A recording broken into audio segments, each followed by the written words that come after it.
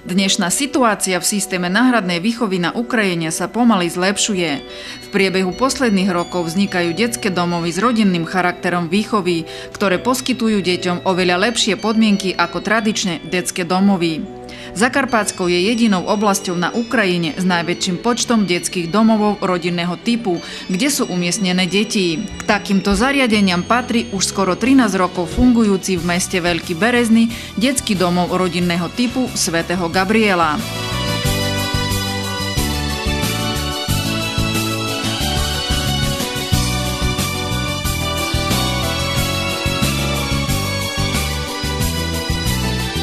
Detský domov rodinného typu vo Veľkom Bereznom vznikol vďaka rodine Revajových, ktorá sa od roku 2001 stará o výchovu detí v tomto zariadení. Momentálne v dome svätého Gabriela bývajú 4 deti. Ako tvrdí ich mama vychovávateľka, deti musia dodržiavať určitý poriadok. Встаємо в 7:15. Ще 15 минут, 10-15 минут мають діти на розкачку. Ранкові процедури, діти миються, вмиваються, гімнастика, снідаємо. Прибираємо за собою, вбираємо, йдемо до школи. Після обіду мають вільний час. Значить, у нас Каролінка має музичну школу, школу мистецтв відвідує, радо відвідує. Хлопці спортивні, футболісти. O pobyte v rodine sa vyjadrili aj sami deti. Мені 14 років. Живу у Великому Березному. Учуся у 8 класі. Люблю фізкультуру, трудове, світову літературу, алгебру. Також займаюся спортом, з футболу і займався штангою. Люблю грати в теніс.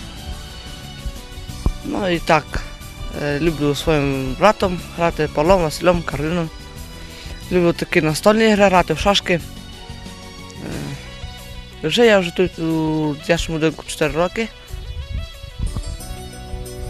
Приїхав сюди 3 березня. Мені це тут дуже подобає. І хочу надалі тут перебувати. Також люблю діду допомагати. В праці, якщо треба допомогти, допомагаю. Біциклі наладжувати, вони допомагають мені, я їм учу, де котрий ключ, бо вони ще так не знають. А й такі стольчики, такі маленькі, щось треба, то наладжують. Зо мною на рибу знають ходити до того. Гомбалку ми робили, та теж допомагали мені. Вася то ключик крутив, скручував її. До такої, коли щось що роблю, то вони допомагають мені, звісно.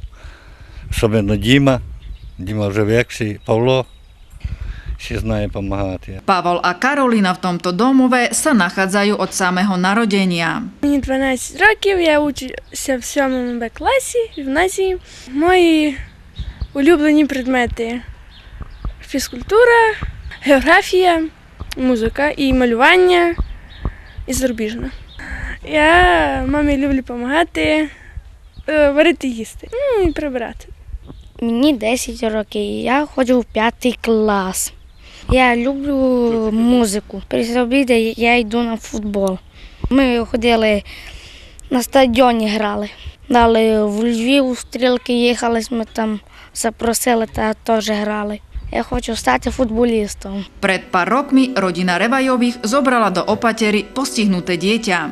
15-ročný Vasil v útulnom rodinnom prostredí urobil veľké pokroky.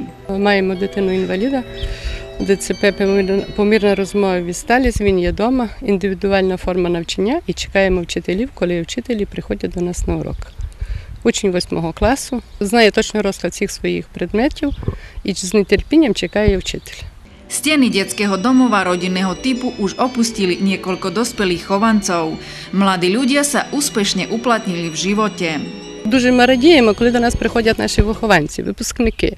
Діти раді, наприклад, Василь, Павло, Каролінка, які їх знають від самого народження, радуються, тішаться. І, наприклад, якщо мені треба сказати, яке зауваження є дитині, так Вася або Марина подивиться, чи Василина на дитину, вони вже зрозуміли, що зробили не так.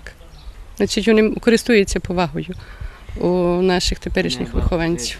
Ми хотіли поповнити, тому що ми маємо і бажання, і любляче велике серце для дітей, і маємо для того всі умови, щоб діти виховувались і росли у нашій сім'ї. Бо бачимо кінцевий результат нашої роботи із тих 8 випускників, яких ми маємо. Діти здобули певну освіту по своїх здібностях. І техніку Маринка закінчила, і університет, працевлаштована, ліцею закінчили. Львів Галина і Ужгород Міша і Василь. Всі працюють.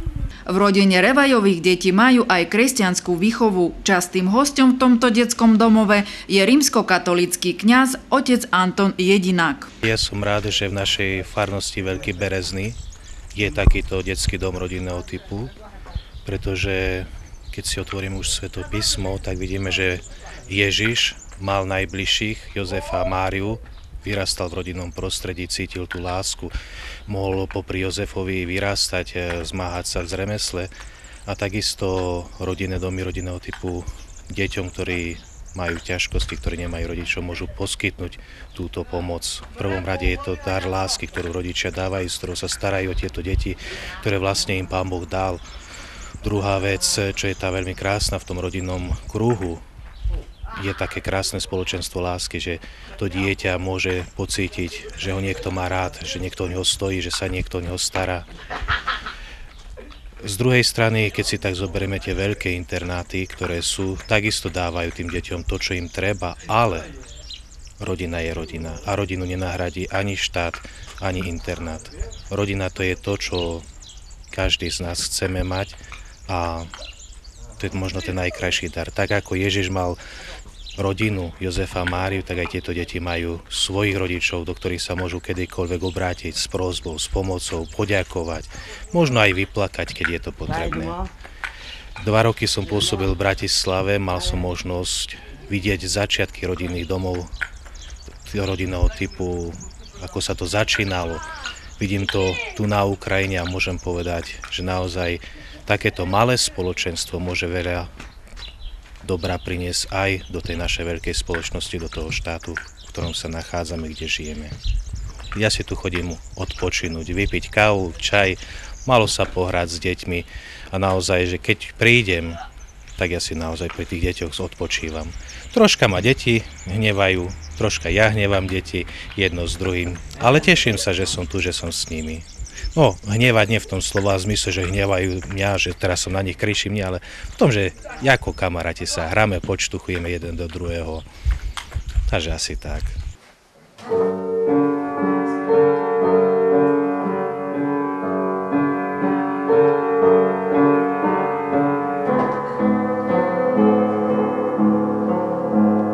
Detské domovy rodinného typu zabezpečujú deťom výchovu, prípravu na vyučovanie, záujmovú činnosť, zdravotnú starostlivosť a dbajú o všestranný a prirodzený rozvoj osobnosti každého dieťaťa.